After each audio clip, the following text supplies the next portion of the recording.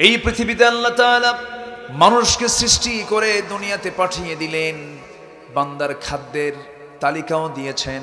এই খাদ্যগুলো তোমার জন্য হালাল, এই খাদ্য তোমার জন্য হারাম। যেটা হালাল সেই হালালের অবশ্যই উপকারিতা আছে, যেটা হারাম অবশ্যই তার ক্ষতিকর দিক আছে।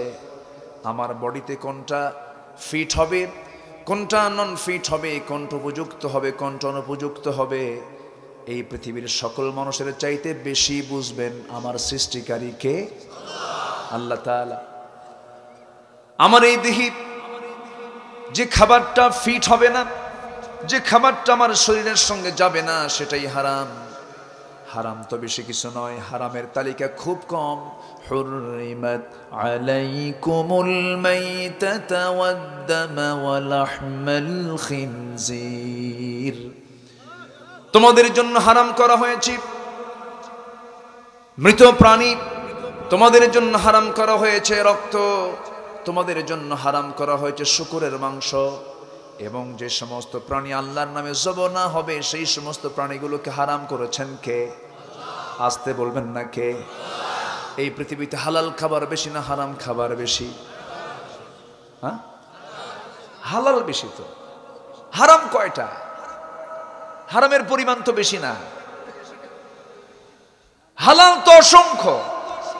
কত খাবার খাবেন আপনি? এক আমের জাতি তো খায় শেষ করতে পারবেন। বিষয়টা হলো, একটা আম জাস্ট এ ফ্রুট, একটা প্রজাতির আম যার নাম ম্যাঙ্গো, সেই আমের প্রজাতি আছে 280টা। জোরে বলি সুবহানাল্লাহ। মাটি কয় পদের? একই মাটিতে, একই বাগানে, একই বাগানে আম লাগিয়েছে। গোপাল ভোগ, রাজভোগ, হাড়ি ভাঙ্গা, মাজা ভাঙ্গা, কত ভাঙ্গি আছে না? কি মজা!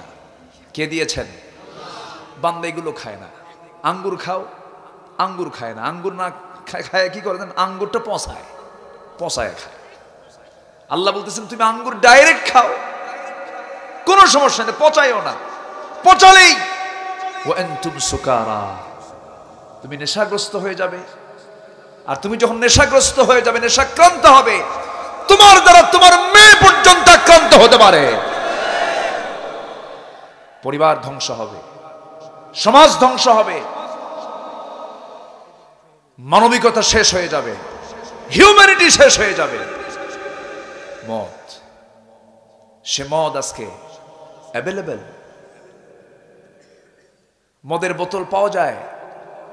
যারা দেশ বিদেশে ঘোরাফেরা করেন, কোন এয়ারপোর্ট ক্রস করলে সামনে চকচক করে মদের বোতলগুলো আছে না? মদের বোতলগুলো কি করে? চকচক করে সামনে দিয়ে রাখছে, ডিসপ্লে করে রেখে দিয়েছে। আমার ভাইয়েরা, জাহেলি যুগের মানুষ 3W নিয়ে ব্যস্ত থাকতো।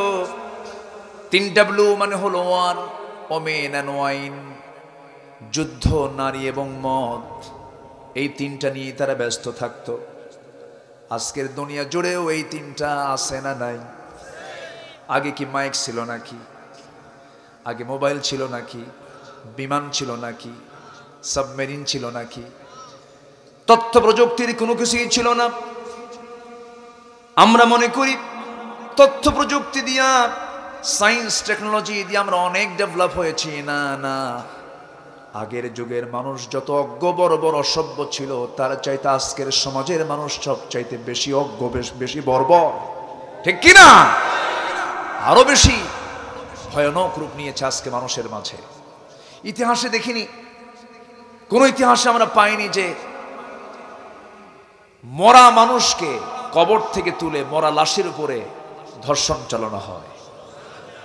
3.5 বছর, 3 বছরের শিশু ধর্ষিত হয়। একটা মানুষকে মেরে 49 টুকরা করা হয়। ইতিহাসে পাইছি আমরা এগুলো। যারা জেনারেল হিস্ট্রি পড়েছেন, ইসলামিক হিস্ট্রি পড়েছেন, পাইছেন। আজকে কি না হচ্ছে? সম্মানিত ভাইয়েরা, কেন হচ্ছে এগুলো? মূল কারণ হলো আমরা আল্লাহর আয়াতকে বিশ্বাস তো করি না, বরং আরো গোপন করি। আরো কি করি? গোপন করি। গোপন করে মানুষকে ভুলভাল বুঝায়া বিভিন্ন টেকনিক খাটায়া মানুষকে হারাম পথের দিকে নিয়ে যাওয়ার চেষ্টা চালাচ্ছি। আপনি গোপন করবেন, আল্লাহ আপনার উপরে লানত করবেন। আল্লাহ তাআলা বলছেন, বান্দারে আমাকে মানতে হলে, আমার দাসত্ব করতে হলে শর্ত হলো পুরোপুরি দাসত্ব আমাকে করতে হবে। ইসলামকে মানতে হলে পুরোপুরি ইসলামকে মানতে হবে। আংশিক মানার নাম ইসলাম নয়। আল্লাহ তাআলা সোজা সাপটা বলে দিয়েছেন, যারা পারেন ঠোঁট মিলিয়ে বলুন, খুব সহজ আয়াত। ইয়া আইয়ুহাল্লাযীনা আমানু দুখুলু ফিস-সিলমি কাফা ওয়া লা তাত্তাবিউ খুতুওয়াতিশ শাইতান ইন্নাহু লাকুম আদুউম মুবিন। ঈমানদারেরা, ইসলামের ভিতরে পরিপূর্ণ দাখিল হয়ে যাও। আংশিক মানবি, আংশিক মানবে না, মর্জি মতো খাটো করবে, মর্জি মতো লম্বা করবে, তা হবে না। ইফরাত তাফরিত করা যাবে না। জান্নাতের রাস্তা কিন্তু একটা সোজা রাস্তা, সিরাতুল মুস্তাকিম। ওই সোজা রাস্তা দিয়ে জান্নাতে যেতে হবে। সিরাতুল মুস্তাকিমটা কি? নামাজের মধ্যে আমরা তো হরদম এই দোয়াটা চাই, ইহদিনাস সিরাতাল মুস্তাকিম। সিরাতুল মুস্তাকিমটা কি? এই সূরা ফাতিহার এই আয়াতের তাফসীর আল্লাহ তাআলা আবার সূরা ইয়াসিনে করেছেন, ওয়া আনি'বুদুনি হাদা সিরাতুম মুস্তাকিম। জোরে বলুন আল্লাহু আকবার। সিরাতুল মুস্তাকিম হলো আল্লাহর দাসত্ব মেনে নেওয়া, আল্লাহর ইবাদত পরিপূর্ণরূপে করা। আংশিক মানার নাম ইসলাম নয়, পুরোপুরি মানার নাম ইসলাম।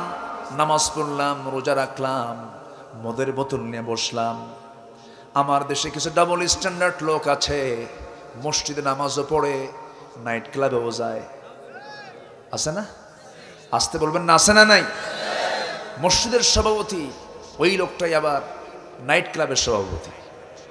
মসজিদের সভাপতি আবার ওই লোকটাই হলো যাত্রা কমিটির সভাপতি। আছে না? নাই। এটার নাম কি মুসলমান? মুসলমান কি দুই দিকে থাকবে না একদিকে? মুসলমান চলবে কয় দিকে? একদিকে, একমুখী হবে, চেহারা একমুখী করবে। সূরা রুমের ভিতর আল্লাহ তাআলা বলছেন, ফাকিম ওয়াজহাকা লিদ-দীনি হানিফান ফিতরাতাল্লাহিল্লাতী ফাতারান-নাস আলাইহা لا تبديل لخلق الله ذلك الدين القيم ولكن أكثر الناس لا يعلمون। জোরে বলুন আল্লাহু আকবার। তুমি তোমার চেহারা আল্লাহমুখী করে ফেলো, কোন দিকে তোমার চেহারা নেওয়া যাবে না। তোমার সিদ্ধান্ত, তোমার ডিসিশন হবে কি? হে রাসূল, আপনি সবাইকে জানিয়ে দেন, কুল ইন্না সালাতি ওয়া নুসুকি ওয়া মাহইয়ায়া ওয়া মামাতি লিল্লাহি রাব্বিল আলামিন। আমার সালাত, আমার কুরবানি, আমার জীবন, আমার মরণ সব কার জন্য হবে? আসতে বলবেন না, কার জন্য হবে? আল্লাহর জন্য হতে হবে। আমার বন্ধুগণ, আমার ভাইরা, আল্লাহ তাআলার কোন আয়াতকে গোপন করার কোনো ক্ষমতা বান্দার নাই। সব স্পষ্ট। ১৫০০ বছর আগে সব চূড়ান্ত সিদ্ধান্ত হয়ে গেছে কোনটা হালাল কোনটা হারাম। যে বান্দা হারামকে হালাল বানাবে, হালালকে হারাম বানাবে, যে ব্যক্তি উল্টা পাল্টা করবে, তার কি ঈমান আছে না গেছে? ঈমান আছে না গেছে? ঈমান ভঙ্গ, ঈমান শেষ। ইউসবিহু মুমিনান ওয়া ইমসি কাফিরান। আখির জামানে এমন একটা সময় আসবে যারা সকালবেলা মুমিন থাকবে, বিকেলবেলা কাফের হবে। বিকেলবেলা কি হবে? কাফের হবে। এই সময় আজকে চলে আসছে। নিজের বাবা ষোড়শী মেয়েকে মঞ্চে তুলে দিয়ে নাচায়, চিন্তা করা যায়? তাও কারা? আমি বলবো না, বললে সব তো বুঝতেছেন আপনারা। চিন্তা করেন, নিজের মেয়েকে লক্ষ লক্ষ মানুষের সামনে নাচাচ্ছে, আবার মঞ্চ ওঠে বাবা হয়ে তালি মেরে বলছে, প্রিয় উপস্থিতি, আমার মেয়েটা খুব সুন্দর নাচে, মাশাআল্লাহ। বুঝেন নাই কি বলতেছে? মাশাআল্লাহ। দোয়া করবেন আমার মেয়েটা যেন আরো সুন্দর নাচতে পারে। জোরে বলি নাউজুবিল্লাহ। দেখেন না, এখন তো আত্মহত্যাও খুব, মানে আত্মহত্যাটাও এখন খুব উন্নত কায়দায় হচ্ছে। আমি কথার ভাষায় বলতেছি। আমি কেমন করে আত্মহত্যা করার আগেও প্ল্যান করে আবার কালিমা তৈয়বা পড়ে, ঠিক আছে না? মদ খাচ্ছে কিন্তু বিসমিল্লাহ বাদ নাই। এটা কেমন কথা? আত্মহত্যা করা কি হালাল না হারাম? জোরে বলেন, জোরে বলেন। লা তাকতুলু আনফুসাকুম, নিজেকে তোমরা হত্যা করো না। কার কথা? কার কথা? আল্লাহর কথা। বলতেছে আমি আর থাকবো না, মরে গেলাম, সবাই আমার জন্য দোয়া করবেন। পৃথিবীর সব মানুষ আমারে ঠকাইছে, আল্লাহ ঠকাইছে? তুই আল্লাহর বিরুদ্ধে যাস কেন? আল্লাহ তো তোরে ঠকায় নাই, আল্লাহ তো তোকে মরতে কয় নাই। ওয়ালা তুলকু বিআইদিকুম ইলা তাহলুকা, নিজেকে তুমি ধ্বংসের দিকে ঠেলে দিও না। কার কথা? আল্লাহর কথা। পিস্তল একখান হাতের মধ্যে নিয়া কালিমা তাইয়্যিব লা ইলাহা ইল্লাল্লাহ কত। এলেম কালাম কিছু আছে? আসতে বলবেন না আছে? নাই। পিরোজপুরের মাটি ইসলামের ঘাঁটি। বলি আলহামদুলিল্লাহ, জোরে বলি আলহামদুলিল্লাহ। পীর আউলিয়াদের ঘাঁটি হলো পিরোজপুর, আলহামদুলিল্লাহ। বরিশালে পীর আউলিয়া আছে না নাই?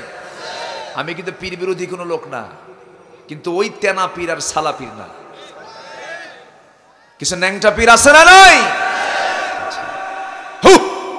খাজা দিলকর তাজা, ইসমে জালাল, গাজার কলকি খাওয়া হালাল, আছে না নাই? ঘি টান মারে, আবার বলে গাজা নাকি বেহেশতের গাছ। জোরে বলি নাউজুবিল্লাহ, আরো জোরে বলি নাউজুবিল্লাহ। কি যে চলে আমার দেশে, কি যে চলছে আজ। সম্মানিত বন্ধুগণ, আমাদের কেউ আপন না। আমার আপন কে? আসতে বলবেন না, কে আমার আপন? অতএব আমার আল্লাহ যা বলবেন আমি তাই বলবো। আমার আল্লাহ আমাকে যা করতে বলবেন আমি তাই করব। বাড়িও করব না, কমায়াও করব না। এটাই হচ্ছে বান্দার পরিচয়। কিসের পরিচয়? বান্দার পরিচয়। আমার পীর কেবলা কি বলেছে এটা বড় কথা নয়, আমার আল্লাহ কি বলেছেন এটাই বড় কথা। আমার নেতা কি বলেছেন এটা বড় কথা নয়, আমার আল্লাহ কি বলেছেন এটাই বড় কথা। অন্ধানুগত্য করা যাবে না, নিঃশর্ত আনুগত্য করতে হবে শুধু দুজনের। এক নাম্বার কে? নাম্বার 2 হচ্ছে মুহাম্মদ সাল্লাল্লাহু। এখানে কোনো কন্ডিশন করা যাবে না। আল্লাহ তাআলা বলেন, ইয়া আইয়ুহাল্লাযীনা আমানু আতিউল্লাহা ওয়া আতিউর রাসূল ওয়া উলিল আমরি মিনকুম فإن تنازعتم في شيء فردوه إلى الله والرسول। জোরে বলি আল্লাহু আকবার। ইমানদারেরা তোমরা আনুগত্য করবে এক নাম্বার আল্লাহর, নাম্বার 2 হলো রাসূলের, নাম্বার 3 হলো তোমাদের মধ্যে যারা নেতা, তোমাদের মধ্যে যারা আমির, তাদের তোমরা আনুগত্য করবে। তবে তোমরা যদি দেখতে পাও সে নেতার মধ্যে আল্লাহ এবং রসুল পরিপন্থী কোনো কাজ দেখতে পাও, ফিরে যাবে আল্লাহ এবং রসুলের দিকে। জোরে বলে সুবহানাল্লাহ। ইমামকে মানবো ততক্ষণ যতক্ষণ ইমাম নামাজ ঠিক করে পড়বে। নামাজে ভুল করলে কি করব? হ্যাঁ, লোকমা দিতে হবে না? দিতে হবে। যদি ঠিক করে নাই তো ঠিক আছে, না ঠিক করলে কি করবেন? বলেন কি করবেন? তখন কি সে ইমাম না স্বৈরাচার? ইমাম না স্বৈরাচার? স্বৈরাচার। মসজিদের ইমাম ভুল করলে লোকমা দেওয়া জায়েজ, আর সমাজের নেতারা মদ খাইলে ধরা জায়েজ না। হ্যাঁ, জায়েজ নাই। যে নেতা নেতৃত্ব দেওয়ার জন্য নামাজ না পড়ে আসবে জুতা পেটা করে সমাজ থেকে বের করে দেওয়া দরকার। কষ্ট হচ্ছে? যে আল্লাহর হক নষ্ট করে সে বান্দার হক আদায় করবে কেন? নামাজ কার হক? কার হক? যে আল্লাহর হক আদায় করতে পারে না সে বান্দার হক কি আদায় করবে? অযোগ্য সে। আমার দেশে নেতা হওয়ার জন্য তো বেশি কিছু লাগে না, মোসমোটা আর পেট মোটা। মোসমোটা আর পেট মোটা। পেট একখান 10 মাসের মতো হতে হবে, আর মোস একখান 2.5 ইঞ্চি হাইব্রিড জাতের হতে হবে। বাস, বিশাল বড় নেতা, এলেম কালাম কিচ্ছু লাগে না। এরকম কিছু আছে না নাই? আছে না নাই? আচ্ছা, না। ইয়াউমা নাদউ কুল্লু উনাসিম বিইমামিহিম, হাসরের ময়দানে প্রত্যেক ব্যক্তিকে তার নেতা সহ ডাকা হবে। অতএব নেতা বানাতে হিসাব করে নেতা বানাতে হবে। নেতা শব্দটা খুব মারাত্মক। নেতা আছে যেখানে কর্মী আছে, কর্মী আছে যেখানে নেতা আছে। দুনিয়াতেও যেরকম সম্পর্ক থাকবে, হাসরেও এরকম করে ডাকা হবে। কিছু কিছু কর্মী বলবে, আল্লাহ জাহান্নামে যাব ঠিক, নেতাকে আমার সামনে হাজির করো, হাজির করবে। কিছু কিছু সন্তান বলবে, আল্লাহ জাহান্নামে যাব কিন্তু বাপকে আগে হাজির করো। বাপ তো হইছি আমরা, ভালো বাপ হতে হবে। কি বাপ হতে হবে? ভালো বাপ। আমাদের প্রায় বলে, সাংবাদিক সাহেব আমাকে প্রায় বলে, হুজুর একটু পিতামাতার ওয়াজ করেন তো। আমি বললাম, পিতামাতার আগে ওয়াজ করবো কেন? পিতামাতা যেন ভালো হয় সেও আগে ওয়াজ করা দরকার, ঠিক কিনা? হাসরের ময়দানে কিছু কিছু সন্তান বলবে, আল্লাহ আমার বাপকে আগে হাজির করো। বাবার মাথার উপরে পা চাপায়া দিয়ে জাহান্নামে যাও। আমার বাবা আমাকে ইসলাম শেখায় নাই, আমাকে দিন শেখায় নাই, আমাকে ইসলাম শেখায় নাই। অনেক কর্মী সেদিন বলবে, আল্লাহ নেতাকে আমার সামনে হাজির করো, ওর ঘাড়ের উপরে পা দিয়ে আজকে জাহান্নামে যাবে। অতএব দুনিয়াতে সব ঠিকঠাক করে নেই, সময় তো বেশি না অল্প। শুরু করছে কি দিয়া? বেশি না অল্প? অল্প সময়কে কাজে লাগাতে হবে আমাদের। শুধু সেকেন্ড নয়, মাইক্রো সেকেন্ডকেও কাজে লাগাতে হবে। কারণ আল্লাহ তাআলা সময়টা দিয়েছেন কেন? হুয়াল্লাযী খালাকাল মাউতা ওয়াল হায়াতা লিয়াবলুয়াকুম আইয়ুকুম আহসানু আমালা ওয়া হুয়াল আজিজুল গফুর। তিনি সেই মহান সত্তা যিনি মৃত্যু এবং জীবন সৃষ্টি করেছেন যেন তিনি বুঝে নিতে পারেন এই সময়ের মধ্যে তোমরা কোন কোন বান্দাগুলো ভালো ভালো কাজ করে যেতে পারো। আমার ভাইরা, সময়টা চলে যাচ্ছে, কোন একটা টাইমকে নষ্ট করা যাবে না। 12.5 লক্ষ বর্গ মাইলের রাষ্ট্রপ্রধান প্রথম খলিফা আবু বকর সিদ্দিক রাদিয়াল্লাহু তাআলা আনহু, তিনি পাওয়ারে আছেন, খলিফাতুল মুসলিমিন তিনি। দেখেন সওয়াব কেমন করে কামাই করতে হয়। তার এক প্রতিবেশী ছিল বিধবা একজন মহিলা, বুড়ি মানুষ। শেষ রাতের দিকে তিনি কি করতেন? প্রত্যেক দিন বুড়িমার বাড়িতে আসতেন। চামড়াগুলো কুঁচকে গেছে, বুড়ি মানুষ চোখেও দেখে না, তাকে দেখার জন্য কোনো লোক নাই তার ঘরে।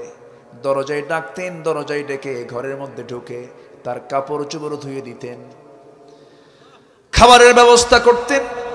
আবার ফজরের আগ দিয়ে তিনি সেই জায়গা থেকে আস্তে করে বের হয়ে আসতেন। রাসূল বলেছেন, আমার উম্মতের যদি কষ্ট না হতো প্রতিবেশীকে আমি সম্পত্তির ওয়ারিস বানায় দিতাম। আজকে সেই হারানো ঐতিহ্যগুলো কোথায় চলে গেছে আমাদের? ওমর ফারুক রাদিয়াল্লাহু তাআলা আনহু একদিন মনে মনে চিন্তা করলেন, এই মহিলার একটু খেদমত করব আমি। খেদমত করতে গেছেন, খেদমত করতে গিয়ে বলছেন, মা দরজা খুলুন, আমি আপনার কাপড় চোপড় ধুয়ে দিই। বলতেছে, বাবা ও যুবক আসার প্রয়োজন নেই, একজন আমার খেদমত করে চলে গেছে। ওমর ফারুক মনে মনে চিন্তা করলেন, সেই লোকটাকে আমি একটু দেখব। দেখার চেষ্টা করলেন, প্রথম দিন পারলেন না, আগেই চলে গেছেন খেদমত করে। দ্বিতীয় রাত্র পেলেন না, তৃতীয় রাত্রিতে করলেন, কেশার নামাজ পড়ে তিনি চলে গেছেন তার বাড়ির সামনে গিয়ে হাজির। দরজার পাশে লুকায় আছেন সাইয়েদনা আবু বকর রাদিয়াল্লাহু তাআলা আনহু। তিনি খালি পায়ে আস্তে আস্তে করে কদম ফেলে ফেলে আসতেছেন, যেন কেউ যেন না টের পায়। আস্তে করে দরজায় নক করার আগেই সাইয়েদনা ওমর ফারুক সামনে এসে বলছেন, হে যুবক, তোমার পরিচয় কি? তুমি লুকায় লুকায় আসো কেন? তুমি কে? সামনের দিকে তাকায় দেখেন প্রথম খলিফা আবু বকর সিদ্দিক রাদিয়াল্লাহু তাআলা।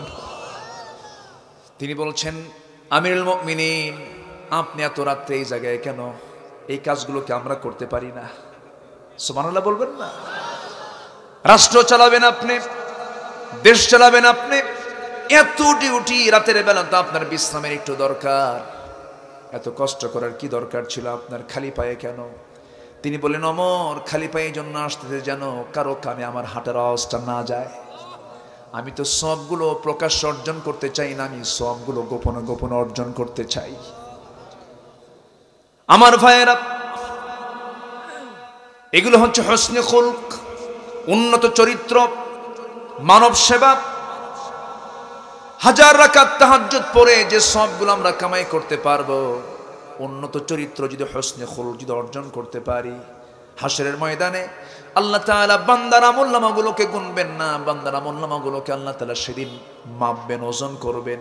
সে ওজনের পাল্লায় সবচেয়ে বেশি ভারী হয়ে যাবে হলো মানুষের উন্নত চরিত্র। জোরে বলে সুবহানাল্লাহ। সারাদিন তাসবিহ জপে কিন্তু গীবত ছাড়ে না, এরকম কিছু আছে না নাই? সারা রাত তাহাজ্জুদ পড়ে কিন্তু আলেমদের বিরুদ্ধে ফতোয়া মারে, আছে না নাই? আমার ভাইয়েরা, আমার বন্ধুগণ, একটু কান লাগান। ওমর ফারুক রাদিয়াল্লাহু আনহু বললেন, আমিরুল মুমিনিন, একটু আমাদের তো খেদমত করার সুযোগ দেওয়ার প্রয়োজন, একটু আমাদের কি সুযোগ দিবেন না? কি প্রয়োজন ছিল আপনার এখানে না আসলেও হতো? তিনি একটা সুন্দর জবাব দিয়ে বলছেন, ওমর, কাল হাসরের ময়দানে আমার আমলনামা তো তোমার কাঁধে যাবে না রে। আমার আমলনামা আমাকে কাঁধে বহন করে নিয়ে যেতে হবে। লাহা মা কাসাবাত ওয়া লাকুম মা কাসাবতুম। সে যা অর্জন করেছে তার, তুমি যা অর্জন করেছো তোমার। কোন পীর তার মুরিদের তেমন কোনো কিছুই করতে পারবে না, মুরিদ তার পীরের কিছুই করতে পারবে না। কিন্তু তার আমলনামা যদি মজবুত হয়ে যায়, তার আমলনামা নিয়ে তাকে জান্নাতে যেতে হবে, ঠিক কিনা বলেন? সেই দিন সূক্ষ্ম করে বিচার হয়ে যাবে। আল্লাহ তাআলা বান্দাকে বলবেন, কি বলবেন? ইকরা কিতাবাকা কাফা বিনাফসিকাল ইয়াওমা আলাইকা হাসিবা। বান্দা, তুমি আজকে তোমার আমলনামা নিজে পাঠ করো। আজকের বিচারের জন্য কাউকে লাগবে না, তোমার বিচারের জন্য তুমি বান্দা নিজেই যথেষ্ট। জোরে বলি সুবহানাল্লাহ। এই জন্য কোন আয়াতকে গোপন করব না আমরা, সব আয়াতের উপরে বিশ্বাস আছে না নাই? আমার দেশের সব নেতার কি বিশ্বাস আছে? সব নেতার বিশ্বাস আছে? ওরা শুধু মুখে মুখে অভিনয় করে, পাক্কা মুনাফিক। কিছু আছে না নাই? শুধু মুখে মুখে অভিনয়। আল্লাহ তাআলা এই কিতাবটা দিয়েছেন সবার জন্য। গ্রামের মাতব্বর গ্রাম চালাবে কেমনে? ওয়ার্ড কাউন্সিলর ওয়ার্ড চালাবে কেমনে? ইউপি চেয়ারম্যান ইউনিয়ন চালাবে কেমনে? এমপি সাহেব তার এরিয়া চালাবে কেমনে? মন্ত্রী তার মন্ত্রণালয় চালাবে কেমনে? প্রেসিডেন্ট তার রাষ্ট্র চালাবে কেমনে? সবার জন্য নীতিমালা কোরআনে আছে না নাই? আসতে বলবেন না, আছে না নাই? আল্লাহ বলছেন, পদ নিয়ে বসে আছো আর আমার আয়াতকে গোপন করবা, আমি আল্লাহ তোর প্রতি লানত দিলাম। কি দিলাম? লানত। আল্লাহ লানত প্রাপ্ত বান্দা হওয়া যাবে না। আল্লাহর রহমত প্রাপ্ত বান্দা হওয়ার জন্য, রহমত পাওয়ার জন্য আল্লাহর আয়াতকে পুরোপুরি বিশ্বাস করে তা বাস্তবায়নের চেষ্টা করতে হবে। আল্লাহ তাআলা সুন্দর করে বান্দাকে বলছেন, শোনো বান্দা, নামাজ তো তুমি পড়বে, রোজা তো তুমি করবে, যাকাত তো তুমি আদায় করবে, এগুলো তোমার ব্যক্তিগত কাজ। তোমাকে সামষ্টিক কাজের জন্য একটা ফরজ হুকুম দিয়ে দিলাম। শারআ লাকুম মিনাদ-দীনি মা ওয়াসসা বিহি নূহাও ওয়াল্লাযী আওহাইনা ইলাইকা ওয়া মা ওয়াসসাইনা বিহি ইব্রাহিমা ওয়া মূসা ওয়া ঈসা আন আকিমুদ الدين ولا تتفرقوا فيه জোরে বলুন আল্লাহু আকবার। আল্লাহ তাআলা বলছেন, ইন্নাল্লাহা আশতারা মিনাল মুমিনিনা আনফুসাহুম ওয়া আমওয়ালাহুম বিআন্না লাহুমুল জান্নাহ يقاتلون في سبيل الله فيقتلون ويقتلون وعدا عليه حقا في التوراة والإنجيل والقرآن জোরে বলুন আল্লাহু আকবার। এই কথা শুধু কোরআনে নয়, তাওরাতে, ইনজিলে, কোরআনে আল্লাহ তাআলা জানিয়ে দিয়েছেন। সব জায়গায় আল্লাহ বলছেন, বান্দারে আমি জান্নাত বেচে দিয়েছি তোর কাছে জান এবং মালের বিনিময়ে। তুই জান এবং মাল আমাকে দিয়ে দিবি, আমি তোকে জান্নাত দিয়ে দেব। জান দেব কার পথে? মাল দেব কার পথে? এটা কার হুকুম? আসতে বলবেন না, কার হুকুম? আল্লাহর হুকুম। আল্লাহ চাচ্ছেন এই বিষয়টা, তুমি আমাকে জান দাও, তুমি আমাকে মাল দিয়ে দাও, আমি তোমাকে জান্নাত দিয়ে দেব। জীবন দিয়েছেন ইয়াহইয়া আলাইহিস সালাতু ওয়াস সালাম, জীবন দিয়েছেন জাকারিয়া আলাইহিস সালাতু ওয়াস সালাম। আল্লাহর পয়গম্বর জাকারিয়া আলাইহিস সালাতু ওয়াস সালামকে কোরআন দিয়ে চিরে দুই টুকরা করে শহীদ করে দিয়েছে। ইয়াহইয়া আলাইহিস সালাতু ওয়াস সালামকে জবহ করে নবীর মাথা রানীর সামনে উপহার দিয়েছে। বাতিলদের সামনে তারা মাথা নত করেন নাই। ইমামে আযম আবু হানিফা রাহমাতুল্লাহ আলাইহি, জালিম বাদশাহ, মুসলিম নামধারী বাদশাহ মনসুর, মুনাফিকের লিডার বাদশাহ মনসুর তাকে প্রস্তাব দিল, আবু হানিফা তোমাকে চিফ জাস্টিস বানাবো। তিনি বললেন, জালিম শাসকের অধীনে চিফ জাস্টিস হওয়ার শখ আমার নাই। আল্লাহু আকবার বলেন। আমার দেশে কত সরকারি হুজুর আছে, আছে না? কিছু আছে সরকারি, কিছু আছে তরকারি, দরকারিও আছে না নাই? আচ্ছা, যেগুলো দরকারি সেগুলো এখন তো নাই, সব তো বেকায় দেয়। আমাদেরকে অনেকে প্রশ্ন করে, হুজুর এত ইসলামী দল, এর মধ্যে হক দল তো বোঝা কঠিন। আমি তখন কই, তুই তো হক নিজেই বুঝিস না, তুই হক চিনবি কেমনে? তুই আগে নিজে হকের উপরে ওঠো, হকের উপরে থাকো, তুমি হক ঠিকই চিনবে। প্রকৃত হক দল কোনটা এটা যদি বুঝতে হয়, এটার জবাব হলো, যে ইসলামী দলের দিকে বাতিল শক্তির বন্দুকের নল তাক করা আছে, ওটাই হচ্ছে হক দল। কথা বোঝা গেল? কথা বোঝা গেল? আপনি হক দল না চিনলে বাতিল হক দল ঠিকই চিনে, ঠিক কিনা? শয়তান হক বেশি চিনে, ঠিক কিনা? ওয়াস্ত জীবনে বহু শুনি, আমার ভিতরে ওই তারেনারে বান্দরে কলা খাইছে ইন্দুরে, এই সমস্ত কথা বলার কোনো রুচি নাই আমার। আপনি কি মনে করতেছেন, কি মনে ভাবতেছেন, এটা আমার ভাবার বিষয় না। আমার আল্লাহ আমাকে নিয়ে কি ভাবতেছেন, এটা আমার ভাবার বিষয়। অনেক বক্তা আছে ওয়াজ শেষে মাফ চাই, যদি কোনো ভুল করে থাকে আমার ভুল মাফ চাবেন কেমন? আপনি কি বাপের কথা কইছেন? আপনি বলতেছেন কোরআনের কথা, মাফ চাবেন কেন? ঠিক কিনা? আছে না এরকম কিছু? আছে না? কষ্ট হচ্ছে আপনাদের? আজকে যদি হক কথা না বলে যাই, এই দক্ষিণ মেটাকালীর এই ময়দানের যত লোক আছে, জীবন তো অল্প, মরে যাব না? বিচার দিন কোন দিন? বিচার আছে না? মালিক ইয়াউমিদ দিন। বিচারের দিবসে আপনারা সবাই মিলে আমার বিরুদ্ধে মামলা দিবেন। আব্দুল্লাহ আলামিন আসছিল, হাজার হাজার লোকের সামনে এমন ওয়াজ করছে, আমরাও কাঁদছি, হুজুরও কাঁদছে, কিন্তু কিছু বুঝি নাই। কি কথা কি বোঝা গেল? এখন কান্নার সময় নয়, এখন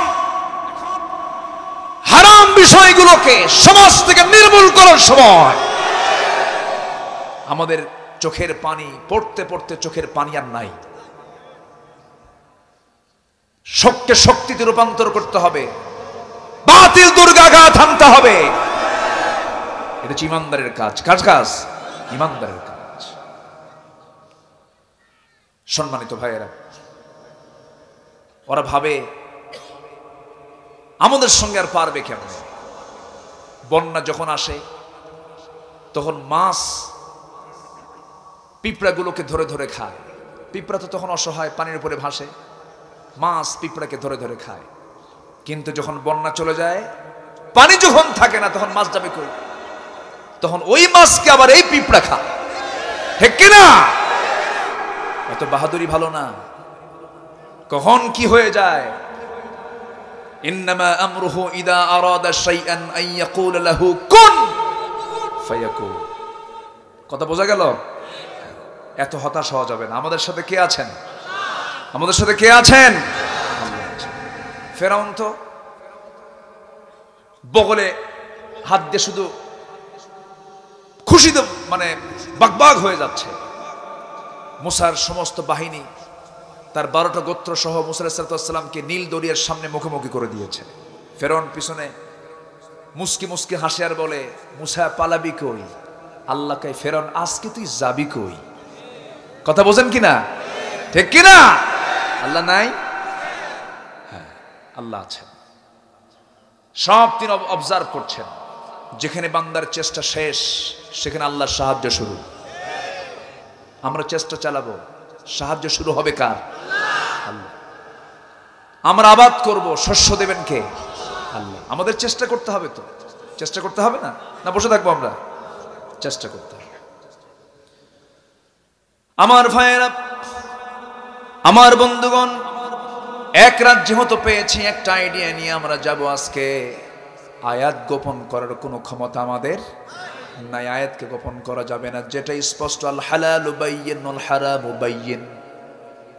হালালও স্পষ্ট, হারামও স্পষ্ট। এই জায়গায় যে হাত দেবে সেটাই মুনাফিক, এখানে যে হাত দেবে সেটাই ফাসিক, এখানে যে হাত দেবে সেটাই কাফের। ঠিক কি না? হালাল হারামের সীমা রাখায় তিলকা হুদুদুল্লাহ। এই জায়গায় কোনো হাত দেওয়ার সুযোগ বান্দা রাখতে পারে না। কিন্তু বান্দা হাত দেয় নাই, দিছে না? দিছে না?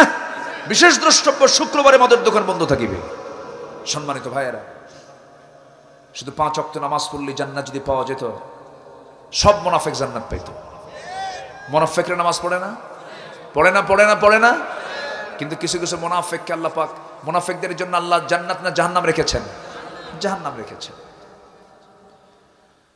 নামাজ পড়লে যদি জান্নাত পাওয়া যেত, মুনাফিকরা নামাজ পড়েছে, নামাজ পড়ে নামাজের মধ্যে চোখের পানি ফেলে ফেলে যদি যায় নামাজ ভিজে যদি জান্নাত পাওয়া যেত, শুধু মুনাফিক রয়ে যায় নামাজে কেঁদে কেঁদে চোখের পানি ফেলে দিয়েছে। আমার নবী যে মুনাফিকদের জন্য দোয়াও করেছেন, এমন একটা ইতিহাসও আছে। আমার নবীজির খুব প্রিয় সাহাবীর বাবা মুনাফিক ছিল। ওই প্রিয় সাহাবী বাবার মৃত্যুর পর বাবার জন্য সন্তানদের তো দয়া থাকতেই পারে।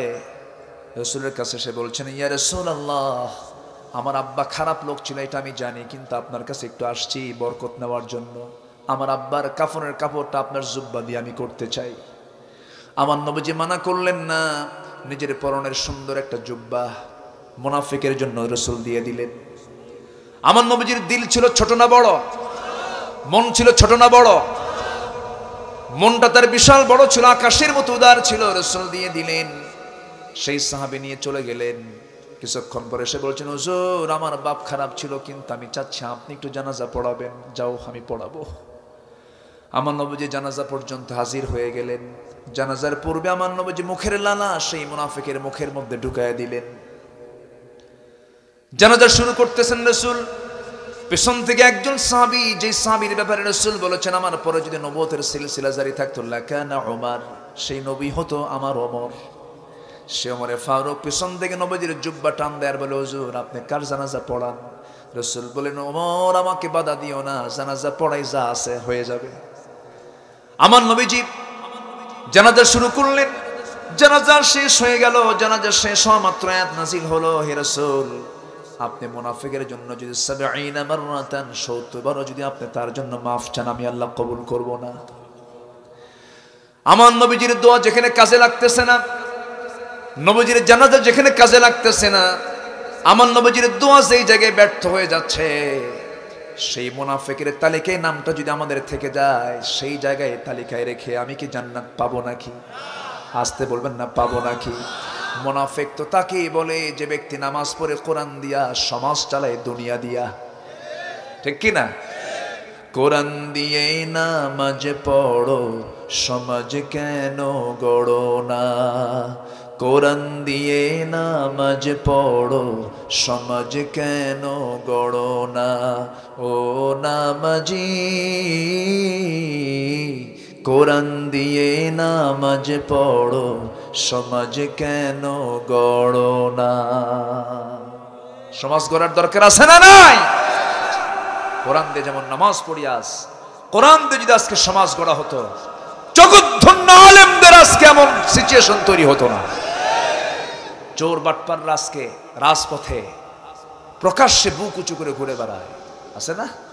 আছে। সম্মানিত ভাইয়েরা, সে কোরআনটাকে আমরা আড়াল করব, গোপন করব? গোপন করলে কার লানত?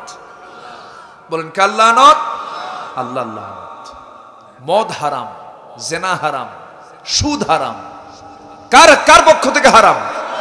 আল্লাহর পক্ষ থেকে। আহাল্লাল্লাহুল বাইআ ওয়া হাররামার রিবা। স্পষ্ট কথা, এটাকে অস্পষ্ট না স্পষ্ট? স্পষ্ট। ওয়ালা তাকরাবুজ জিনা, জিনার নিকটে যাও না। কার কথা? আল্লাহর। জিনার নিকট মানে কি? কোন পার্কে যাও না। একজন কইলো খালি ঠিক। কোন পার্কে যাইও না। যাও পার্কে যাও, বউ নিয়ে যাও, অন্যের বউ না কিন্তু, আবার নিজের বউ। কি কথা বোঝা গেল? জিনার নিকটে যাও না মানে ওয়ালা, দেখেন আল্লাহ তাআলার হিকমতটা কি, কথার বাচন ভঙ্গিটা কি। ওয়ালা তাকরাবুজ জিনা, জিনার নিকটেই যেও না। জিনার নিকট মানে পরনারীর সঙ্গে তোমরা আড়াল করে কথা বলো না, চ্যাটিং করো না, মোবাইলে কথা বলো না, মিস কল দিও না। মিস কল দেওয়া যুবক তো বাংলার জমিনে খুঁজে পাওয়া খুবই কঠিন ব্যাপার। নাই, দেখছেন? নাই নাই। মিস কল মারে না, ডাইরেক্ট মারে। আবার মিস কল মেরে আবার বলে কি জানেন, হুজুর মিস কল তো কোরআন শরীফে আসছে, কোথায়? ফামাইয়া আমাল মিস কল। জোরে বলি নাউজুবিল্লাহ, জোরে বলি নাউজুবিল্লাহ। এগুলো করা যাবে না। আল্লাহ তাআলা বলছেন এগুলো নিকটেই যায়ও না। সমস্ত শিশু পার্কগুলো শিশুর খালারা দখল করে ফেলছে, ঠিক কিনা? সব শিশুর কারা? খালারা। শিশু নাই, সব শিশুর খালারা যা বসে আছে। খালু তো না, ওটা ওটা তো অবৈধ খালু। বৈধ খালু হলে তো ঠিক ছিল। গাছের গোড়ায় গোড়ায় জোড়ায় জোড়ায় বসে আছে, পুলিশ পাহারা দিচ্ছে। ভালো করে করো, আমরা দায়িত্ব নিয়োজিত আছি, প্রগতি উন্নতি। এই হচ্ছে অবস্থা। যখন বলা হয় ছেলে এই মেয়েটা কে তোমার, শি ইজ মাই গার্লফ্রেন্ড, বাংলাও কয় না। যখন মেয়েটাকে বলা হয় এটা কে তোমার, হি ইজ মাই বয়ফ্রেন্ড, সে আমার বিএফ, সে আমার GF. Boyfriend girlfriend, boyfriend girlfriend মুসলমানের ভাষা না ইউরোপ আমেরিকার ভাষা? বলেন এটা চলবে কোথায়? চলে কোথায়? পশ্চিমা চলবে, আমেরিকায় চলবে, ইউরোপে চলবে, বাংলাদেশে চলবে না মুসলমান। আমি আমার ভাষায় বলি, বিএফ অর্থাৎ বয়ফ্রেন্ড, এটা হচ্ছে ছদ্মবেশী ধর্ষক। ছদ্মবেশী কি? ধর্ষক। আর জিএফ হলো ছদ্মবেশী খাঁটি পতিতা, ঠিক কিনা? বাস, আমার এর চাইতে আর শক্ত ভাষা আমার মুখে আর নাই। আর কিভাবে বুঝাবো বলো? যুবক যারা আছো, আজকের থেকে গার্লফ্রেন্ড কিন্তু বন্ধ। ঠিক ঠিক তো মাহফিলে বলতেছো, বাড়িতে যে চিন্তা করবা যে না হুজুর থাক কয়েকদিন করি, যখন নাউজুবিল্লাহ। এগুলো করা যাবে না, এগুলো সব বন্ধ করব আমরা। জোরে বলি ইনশাআল্লাহ, জোরে বলি ইনশাআল্লাহ। শেক্সপিয়ার বলেছেন একজন যুবকের কাছে যুবতী কখনো বন্ধ হতে পারে না। শেক্সপিয়ারের কথা। হুমায়ুন আহমেদ বলছে একটা, তার লেখা আমি দেখলাম। হুমায়ুন আহমেদের মন্তব্য হলো একটা ছেলে একটা মেয়ের বন্ধু হতে পারে কিন্তু দীর্ঘ সময় না, এই কিছুদিন থাকবে এরপরে লাগবে গন্ডগোল। কি কথা কি বুঝতেছেন? মানুষ সবই বোঝে, সবই বোঝে, কিন্তু বুঝেও বুঝতে চায় না, শয়তানের দলে চলে যায়। সম্মানিত ভাইয়েরা, সম্মানিত বন্ধুগণ, তাহলে এই সমস্ত অন্যায় কাজের জন্য আমাদের অবশ্যই আল্লাহর আইনের দিকে ফিরে যাওয়ার দরকার আছে না নাই? তাহলে গোপন করা যাবে? গোপন করা কাকে বলে? আরেকটা কারণ, আরেকটা কাজ করলে ওটাও গোপনের আওতায় চলে আসবে। সেটা হলো কোরআনের আইন যারা সমাজে বাস্তবায়ন হওয়ার জন্য যারা চেষ্টা করে না, এরাও কোরআনের আয়াতকে গোপন করে, ঠিক কিনা? এরাও কোরআন আয়াতকে কি করে? গোপন করে। ইন্নাল্লাযীনা ইয়াকতুমুনা মা আনজালনা মিনাল বাইয়িনাতি ওয়াল হুদা মিন বা'দি মা বায়্যানাহু লিন-নাসি ফিল কিতাব উলাইকা ইয়ালআনুহুমুল্লাহ। যারা ইয়াকতুমুন, যারা গোপন করবে আমার আয়াতের, আমি এদের প্রতি লানত দেব। আল্লাহ আমাদেরকে তোমার লানত থেকে বাঁচাও। জোরে বলি আমিন। তাহলে এই লানত থেকে বাঁচার জন্য আল্লাহর আয়াতকে সমাজে প্রতিষ্ঠার দরকার আছে না নাই? এবং সেই প্রতিষ্ঠার সংগ্রামের জন্য সেই সংঘবদ্ধ হওয়ার দরকার আছে না নাই? এবং সেই সংঘবদ্ধ হয়ে নেতার আনুগত্যের দরকার আছে না নাই? তার বক্তব্য, তার কথা শোনার দরকার আছে না নাই? আমার নবীজি বলেছেন, আনা আমুরুকুম বিখামসিন আল্লাহু আমারানি বিহিন্না, আমি তোমাদেরকে 5টা কাজের অর্ডার দিচ্ছি। আল্লাহ তাআলা আমাকে 5টা কাজের নির্দেশ দিয়েছেন, অর্ডার দিয়েছেন। নাম্বার 1 হলো বিল জামাআহ ওয়াস সামঈ ওয়াত তাআতি ওয়াল হিজরাতি ওয়াল জিহাদি ফি সাবিলিল্লাহ। নাম্বার 1 হলো সংঘবদ্ধ হবে তোমরা, সংঘবদ্ধ হয়ে তোমরা নেতার আনুগত্য করবে, তার কথাগুলো শুনবে। নাম্বার 4 হলো হিজরত করবে। নাম্বার 5 হলো জিহাদ করবে। কার পথে? আসতে বলবেন না, কার পথে? আল্লাহর পথে জিহাদ করবে। এই 5টি কাজ থেকে যে নিজেকে গুটিয়ে রাখবে, সে যদি নামাজও পড়ে, ওয়া ইন সামা ওয়া সাল্লাম, সে যদি রোজাও রাখে, আন্নাহু জামা মুসলিম, সে যদি দাবিও করে মুসলমান, কিন্তু আল্লাহর কাছে সে কখনো প্রকৃত মুসলমান হতে পারে না। মূলত এই বক্তব্য কার? আল্লাহ তাআলা। আমার ভাইয়েরা, এই জন্য আমরা আল্লাহর আয়াতকে গোপন করব না, আল্লাহর আয়াতকে প্রতিষ্ঠার জন্য আমরা সংগ্রাম করব। এবার আল্লাহ বলছেন, শোনো, ইল্লা, তবে সেই লোক ছাড়া যাদের মধ্যে 3টা কাজ থাকবে, আমি তাদের তওবা কবুল করব। দ্বিতীয় আয়াতে জোরে বলি সুবহানাল্লাহ। এখন আল্লাহ বলছেন, দেখেন, আল্লাহ তাআলা কিন্তু প্রথম আয়াতে আল্লাহ তাআলা কিন্তু বান্দাকে চরমভাবে শক্ত শাসন করলেন, শক্ত ভয় দেখালেন, বললেন আমার লানত তোর উপরে পড়বে, খবরদার আমার আয়াতকে তুই গোপন করবি না। এরপরে বলছে ইল্লা, বান্দা হতাশ হইস না, ইল্লা, তবে তারা ছাড়া। কারা ছাড়া? আল্লাহ তাআলা এখন সুন্দর করে বলছেন, শুনবো না আমরা? জোরে বলি ইনশাআল্লাহ। আল্লাহ তাআলা বলছেন, ইল্লাল্লাযীনা তাবু ওয়া আসলাহু ওয়া বায়্যানু ফাউলাইকা আতুবু আলাইহিম ওয়া আনা আত-তাওয়াবুর রহিম। জোরে বলুন আল্লাহু আকবার। এই আয়াতের অনুকূলে আল্লাহ তাআলা আরেক জায়গায় বলছেন, ইল্লা মান তাবা ওয়া আমানা ওয়া আমিলা সালিহান ফাউলাইকা ইয়াদখুলুনাল জান্নাহ ওয়া লা ইউযলামুনা শাইআ। জোরে বলুন আল্লাহু আকবার। অতএব যারা তওবা করবে, 1 নাম্বার কি করা? তওবা যারা করবে, তওবা মানে হলো বাম দল করেছি, বাম দল আর করব না, সুদ খাইছি, সুদ আর খাবো না, জেনা করেছি আর জেনা করবো না, কাম কুকাম যা করেছি আর করবো না, দুনিয়ার কোনো দল করবো না, দাড়ি কেটেছি আর দাড়ি কাটবো না, ফুসুকি করেছি আর ফুসুকি করবো না, গুনাহ কবিরা অনেক করেছি আর গুনাহ কবিরা করবো না।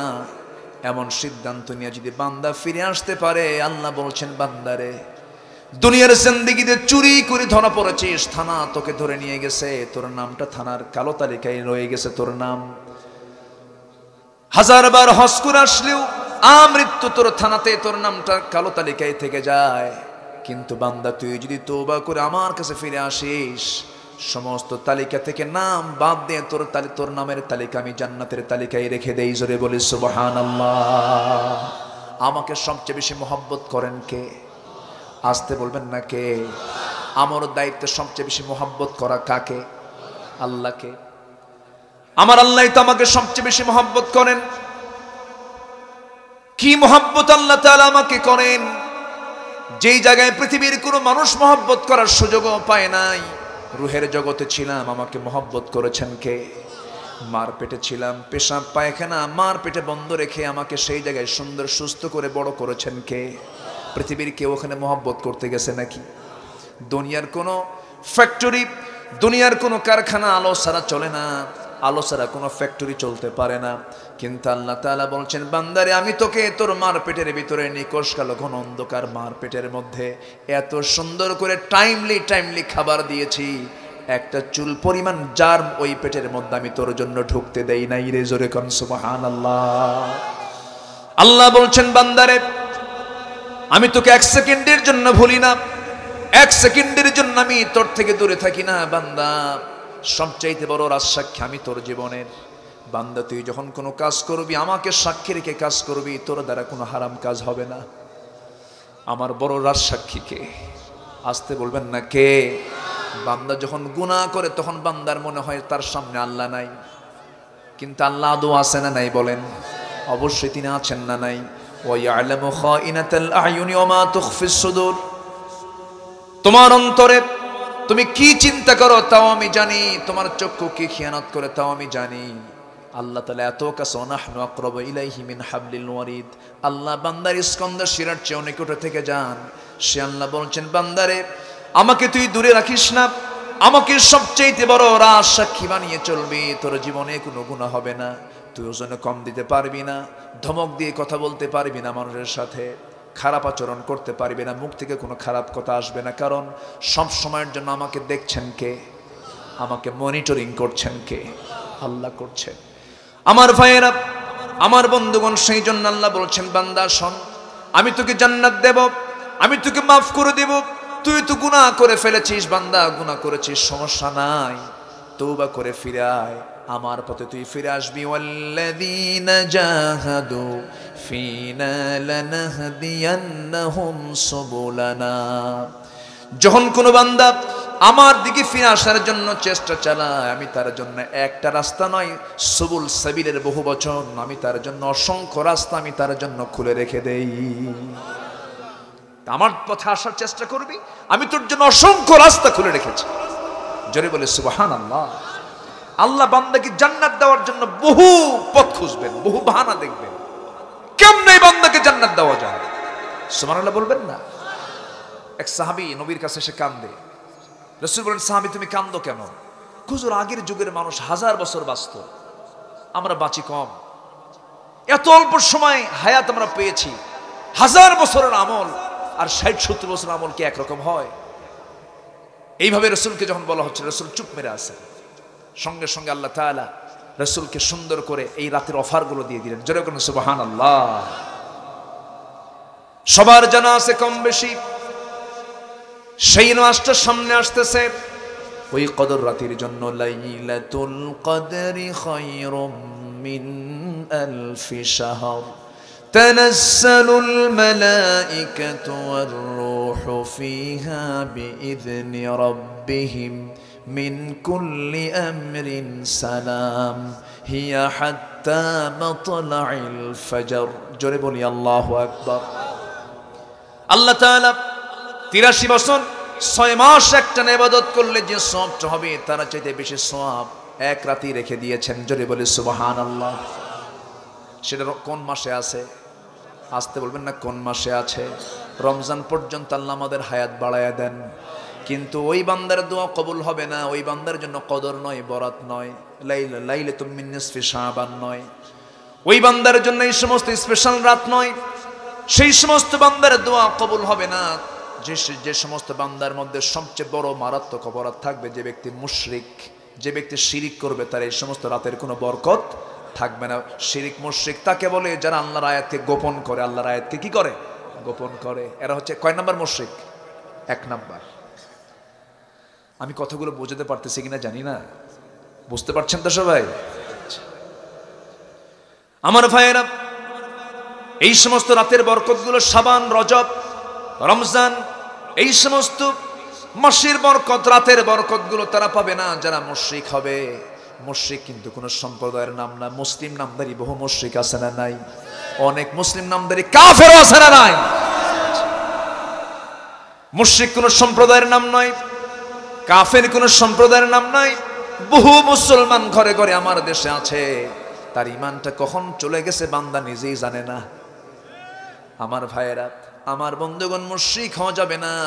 মুশরিকের দোয়া কবুল হবে না, হিংসুকের দোয়া কবুল হবে না। কিসের দোয়া কবুল হবে না? হিংসুকের কোনো দোয়া কবুল হবে না। কিছু কিছু লোক আছে হিংসুক, আছে না নাই বলেন? প্রত্যেক মানুষের মধ্যে কম বেশি হিংসা আসতে চায় কিনা বলেন? আসতে চায় না? এই জন্য একটা সূরা দিয়েছেন আল্লাহ তাআলা, যারা পারেন সঙ্গে পড়েন। কুল আউযু বিরাব্বিল ফালাক মিন শাররি মা খালাক ওয়া মিন শাররি গাসিকিন ইযা ওয়াকাব ওয়া মিন শাররিন নাফাসাতি ফিল উকাদ ওয়া মিন শাররি হাসিদিন ইযা হাসাদ। আল্লাহ তাআলা প্রত্যেক হিংসুকের হিংসা থেকে তুমি আল্লাহ আমাকে বাঁচাও। হিংসা একটা মারাত্মক অপরাধ। হিংসুকের দোয়া কবুল হয় না, হিংসুকের ইবাদত কবুল হয় না। ক্বালা ইয়াকুম ফিল হাসাদ ফাইনাল হাসাদা ইয়াকুলুল হাসানাত কামা তাকুলুন নারুল হাতাব। তোমরা হিংসা থেকে নিজেকে গুটিয়ে রাখো, কারণ হিংসা প্রত্যেক নেক আমলকে খেয়ে শেষ করে ফেলে, যেমন করে একটা আগুন কাঠখণ্ডকে জ্বলে পড়ে ছারখার করে দেয়। এই জন্য হিংসার কাছে যাওয়া যাবে না, মানুষকে অবহেলা করা যাবে না, মানুষকে ইনসাল্ট করা যাবে না, হেয় করে কোনো কথা বলা যাবে না। আইয়াহকুরা খাহুল মুসলিম লা ইয়াহিল্লু লিমুসলিমিন। মুসলমানের জন্য হালাল কখনো নয় যে একটা মুসলমানকে হেয় করে কথা বলবে, এবং একজন মুসলমানের জন্যই এটাও হারাম করে দেওয়া হয়েছে আইয়াহজুরা খাহু ফাওকা সালাস। 3 দিনের বেশি কোনো ভাইকে কথা না বলে রাখা, তার সঙ্গে সালাম কালাম না দেওয়া 3 দিনের বেশি তার জন্য হারাম করা হয়েছে বলেছেন মুহাম্মদ সাল্লাল্লাহু আলাইহি ওয়াসাল্লাম। এই সমস্ত ব্যক্তির দোয়া কবুল হবে না।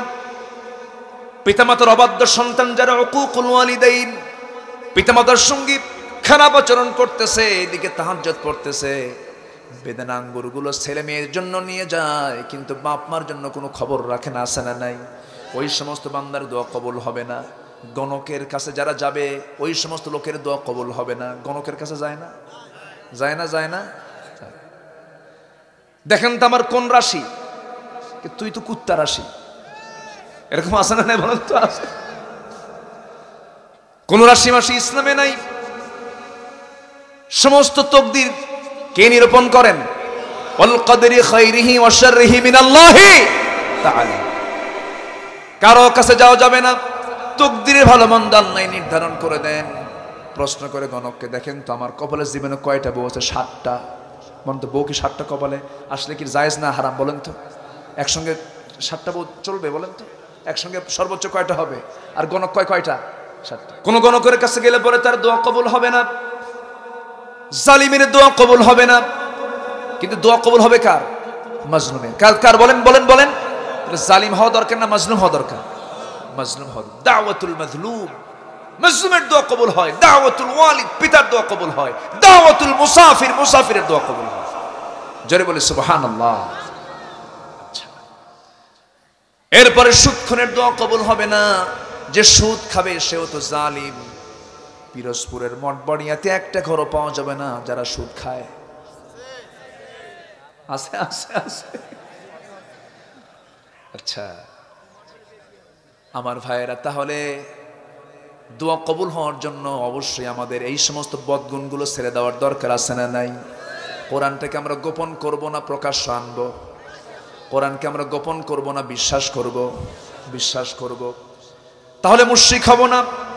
তাহলে বোঝা গেল, নাম্বার 1, মুশরিকের দোয়া কবুল হবে না, হিংসুকের দোয়া কবুল হবে না।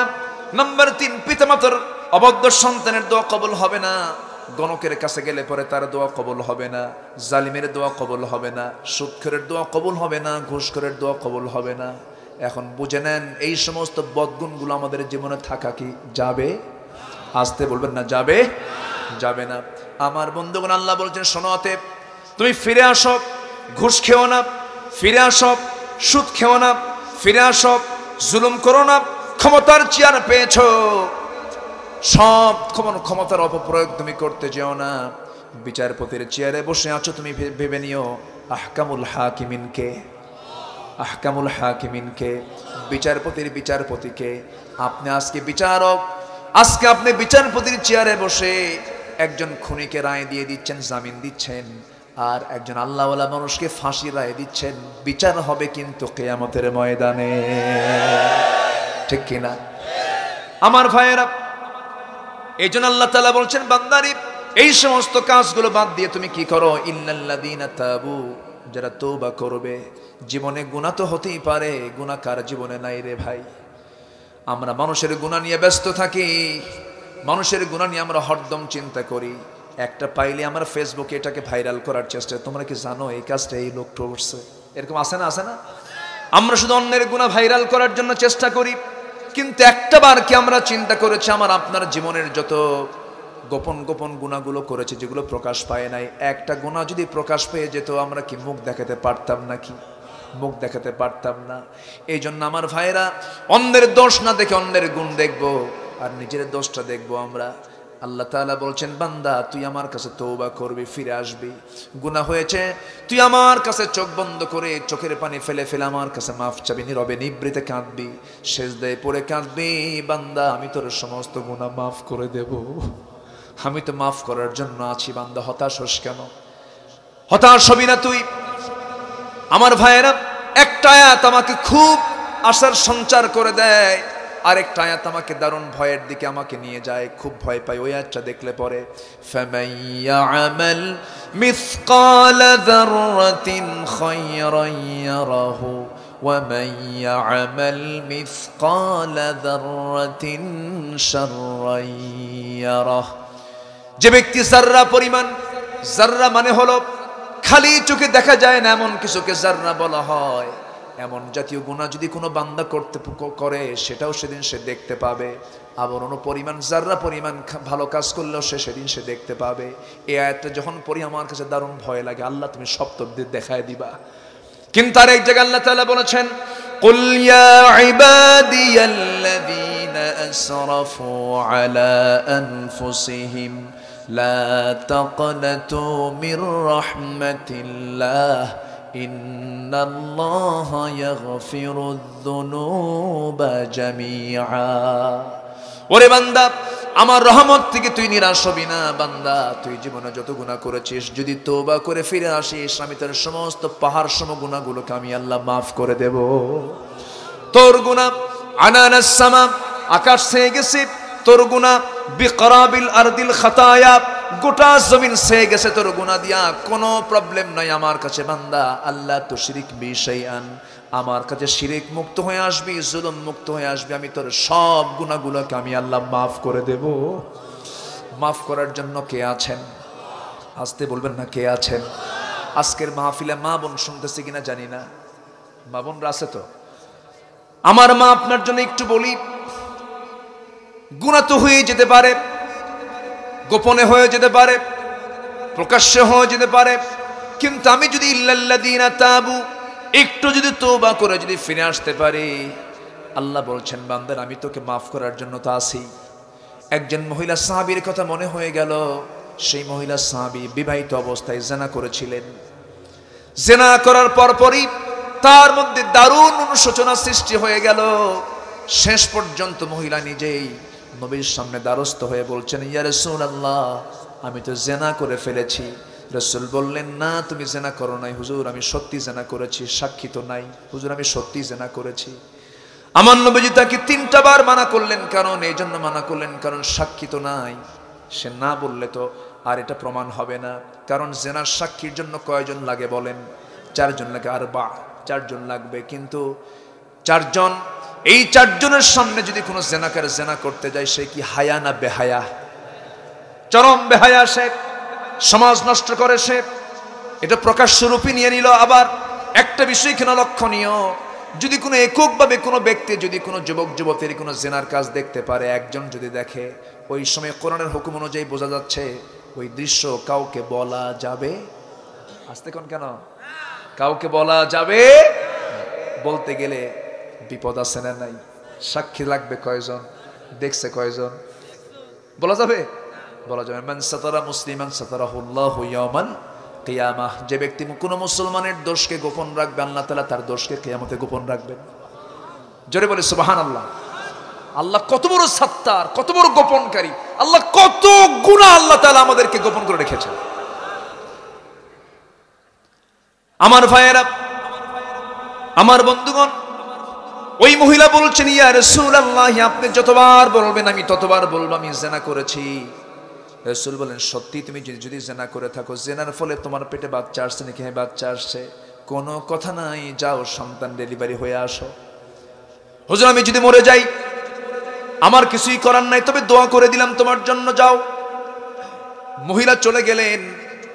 চোখের পানি ফেলতে ফেলতে, তওবা করতে করতে, সেজদায় পড়ে কাঁদতে কাঁদতে বেকারার হয়ে গেলেন।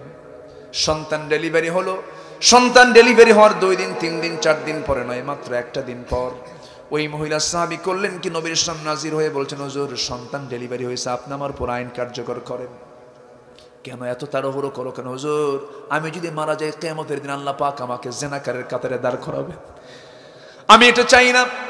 ইল্লাল্লাযীনা তাবু, এটাই হলো তওবা। আমার নবীজি বলছেন, মহিলা সন্তান তো ডেলিভারি হয়েছে, মৃত না জীবিত? সন্তান তো জীবিত রেখে আসছি। রাসূল বলেন, হাওলাইনি কামিলাইন, সন্তানের খাবার তোমার স্তনে আল্লাহ পাক রেখে দিয়েছেন, যাও সন্তানকে দুধ খাওয়াও। আমার ভাইরা, আসামি ধরার জন্য নবীজির পুলিশও লাগলো না, কোনো প্রশাসন লাগলো না, জেলখানাও লাগলো না, বান্দা নিজেই আসামি হয়ে বিচারপতির কাছে হাজির হয়ে গেছে। আসতে বলবেন না কার ভয়ে? মানুষ ভালো হবে কার ভয়ে? আল্লাহর ভয়ে। আমার বন্ধুগণ, এরপরে কি হলো? আমার নবীজি ফেরত পাঠায় দিলেন দ্বিতীয়বারের মতো। ওই মহিলা চলে গেলেন বাড়িতে, সন্তানকে দুধ পান করান, চোখের পানি ফেলে ফেলে কাঁদেন। আর তিনি অপেক্ষার প্রহর গুনছেন, কোন দিন আমার উপর আইনটা কার্যকর হয়ে যাবে।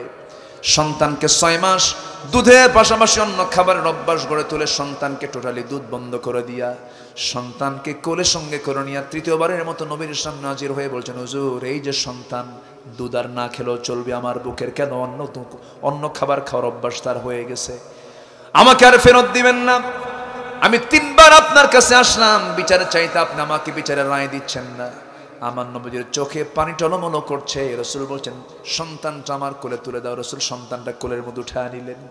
সাহাবে কেরামকে লক্ষ্য করে বলছেন, সাহাবীরা রে, এই যে আমার সন্তান আমার কোলে দেখতে পাচ্ছ, এই সন্তানের লালন পালনের দায়িত্ব যে বান্দা গ্রহণ করবে, আমি রাসূল আর ওই বান্দা জান্নাতের মধ্যে ফাইয়া ফিল জান্নাতি কাহাতাইন, 2 নখের দূরত্ব অবস্থান করব। জোরে বলে সুবহানাল্লাহ। আমার নবীজি এই কথা বলার সঙ্গে সঙ্গে কয়েকজন সাহাবী দৌড় মেরে সামনে চলে আসলেন। ওয়াসারিউ ইলা মাগফিরাতিন মির রাব্বিকুম ওয়া জান্নাতিন আরদুহাস সামাওয়াতি ওয়াল আরদ। দৌড় মেরে জান্নাত পাওয়ার জন্য দৌড়ে দৌড়ে চলে আসলেন। নবীজি একজনের হাতে সন্তানকে কোলে তুলায় দিলেন, উঠায় দিলেন। এরপর আমার নবীজি বললেন, এই মহিলাকে নিয়ে যাও, উন্মুক্ত প্রান্তরে বুক পর্যন্ত পুঁতে রাখো, বোরকা পরায়া ঢেকে ঢুকে তাকে পাথর মেরে শেষ করে দাও। এটা কার বিধান? আসতে বলবেন না কার বিধান? এই বিধান কার্যকর করবে গোপনে না প্রকাশ্যে? সবার চোখের সামনে, সবাই, সমস্ত দেশবাসী এই দৃশ্যগুলো দেখবে। মূল পয়েন্ট এই, শাস্তি হবে। আমার নবীজি অর্ডার দিয়ে দিলেন, পাথর মারা শুরু হয়ে গেছে। সেই পাথর মারতে মারতে ওই মহিলার 1 ফোঁটা রক্ত, কয়েক ফোঁটা রক্ত ফিঙ্কি দিয়ে সাইয়েদনা আলীর হাতের উপর এসে লাগলো। নাসিকার কঞ্চিত করে নাক, ওই রক্তগুলোকে দেখে তিনি মনে করলেন নাপাকের রক্ত মনে হয় এটা। নবীর কাছে গিয়ে বলছেন, ইয়া রাসূলুল্লাহ, ওই মহিলাকে যখন পাথর মারছিলাম, মহিলার কিছু নাপাক রক্ত আমার গায়ে এসে পড়ছিল। রাসূল বলছেন, ও আলী, তুমি কার রক্তকে নাপাক রক্ত বলো? তুমি কি জানো আমার সেই মহিলা সাহাবী জান্নাতের মেহমান হয়ে গেছে? রক্ত জমিনে পড়ার পূর্বেই জান্নাতের মেহমান হয়ে গেছে। তুমি কার রক্তকে নাপাক রক্ত বলো আলী? তুমি চিন্তা করো না আলী, তুমি কি ভাবতেছো জানি না, দেরি করো না, ওই মহিলার জানাজার দায়িত্ব আমি নিয়ে নিলাম। আয়োজন করো জানাজার। আয়োজন করা হলো। সেই আয়োজন আমার নবীজি শামিল হলেন, জানাজার দায়িত্ব পালন করলেন, জানাজা সম্পন্ন করলেন।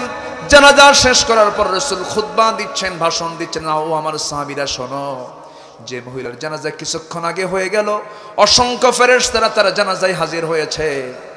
আর একটা কথা তোমরা জানিয়ে রেখে দিও, এই মহিলা জীবনের শেষ সময় পর্যন্ত যে পরিমাণ তওবা করেছে, এই তওবা যদি মদিনার 70 জন গুনাহগারদের মাঝে যদি বন্টন করে দেওয়া হতো, প্রত্যেকের গুনাহ আল্লাহ তাআলা মাফ করে প্রত্যেকের জন্য আল্লাহ তাআলা জান্নাত বরাদ্দ করে দিতেন। জোরে বলি সুবহানাল্লাহ।